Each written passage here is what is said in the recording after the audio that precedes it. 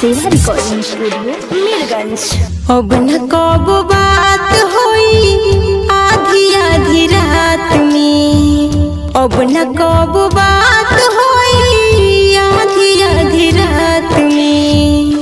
दिलवे निकाल के ले जा आखिरी मुलाकात में, अब न कब बात होई आधी आधी रात में। दिलवे निकाल के ले जा आखिरी मुलाकात में। रहलो तू लोगे हमरा खुश रहे जियारा, रहलो तू लोगे हमरा खुश रहे जियारा। फंस गईनी हम माई बाबू के बात में। यदि हमसे भेंट न करबू आधी आधी रात में, दिलवे निकाल के ले जा आखिरी मुलाकात में। दिलवे निकाल के ले जा आखिरी मुलाकात में।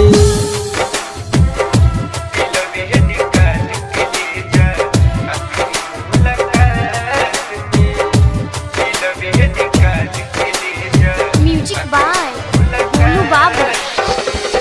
जियब नहाम लेके गहम वाला याद के, आवो न शादी कोई जाई चल भाग के।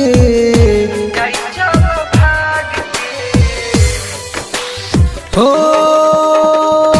जियब नहाम लेके गहम वाला याद के, आवो न शादी कला जाई चल भाग के। जिंदगी में लिखल नइखे राजा तोहर साथ में, जिंदगी में लिखल नइखे राजा तोहर साथ में।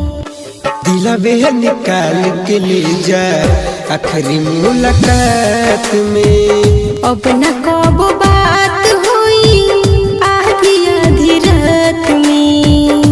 दिलवे निकाल के ले जा आखिरी मुलाकात में।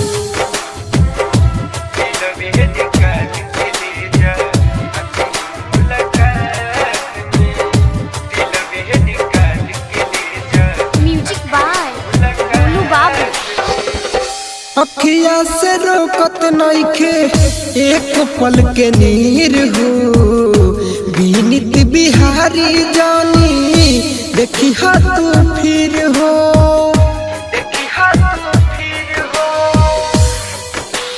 हो अखिया से रोकत नइखे एक पल के नीर हो, बीनित बिहारी के जन्म देखी तू फिर हो। मजनू मनोज प्रीति हाथ धरे हाथ में, मजनू मनोज प्रीति हाथ धरे हाथ में। दिलवे निकाल के ले जा आखिरी मुलाकात में, अब न कब बात होई आधी आधी रात में। दिलवे निकाल के ले जा आखिरी मुलाकात में। दिलवे निकाल के ले जा आखिरी मुलाकात में।